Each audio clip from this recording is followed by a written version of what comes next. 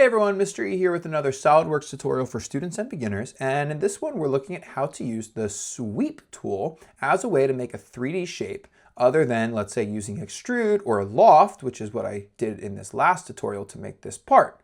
So like loft, sweep requires you to actually have two different sketch features to actually sweep along a path with a profile.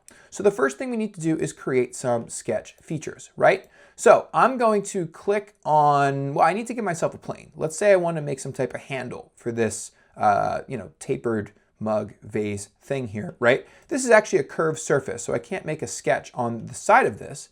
I do have my right side plane, but it's not located in the correct location. So I'm just going to real quickly make an offset from the right side plane to give myself a handle here, something like that, right? So I'm going to make a new plane. Cool.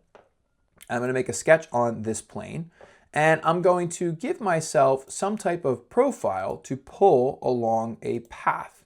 I'm going to use the ellipse tool, and let me see if I can find my center line here of my shape, and I'm just going to make some type of oval with the ellipse tool. Cool. So there's my profile. All right, and you'll see that it's kind of located, actually not quite where I want it to be. I want that to be on the wall of my cup. Let me come back into my plane, and let's see if we can offset this just a little bit more.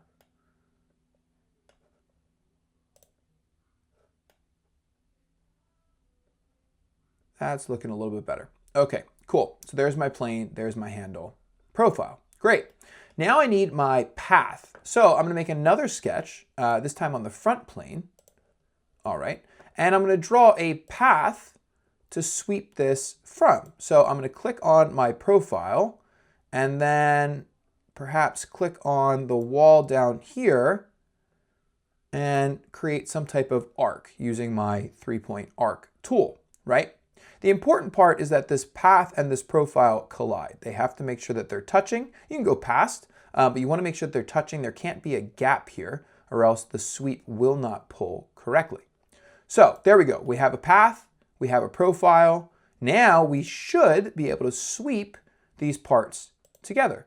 So let's go to our Sweep Boss Base tool. All right. You'll notice that this first parameter it's looking for is the path, or I'm sorry, the profile. You'll notice that it actually figured out that my most recent sketch here was the path. So it made sketch 10 the path, and now I'm going to select this ellipse as the profile. And you'll see if it works, we should have our sweep. Now, if this doesn't work right off the bat, if it doesn't generate your sweep, a couple things could go wrong to prevent this from working. Again, as I mentioned, this path and this profile might actually not intersect. The other thing is if you try to pull too large of a shape along too tight of a path, like if you're making more of like a bendy S shape, that profile might just not fit along the path and it can't actually create that sweep, right? So there's a couple things that can cause that to not work, usually a non-intersection or some type of collision. So you can always come back into your sketches and modify the shapes and the dimensions to get a successful sweep. You can also do a sweep cut. So let's say that you wanted to actually cut out some type of intricate path in a part. You can do the same thing where you actually sweep a profile along a path, but to remove material instead of extruding and adding material as well. Thanks for watching, and stay tuned for more.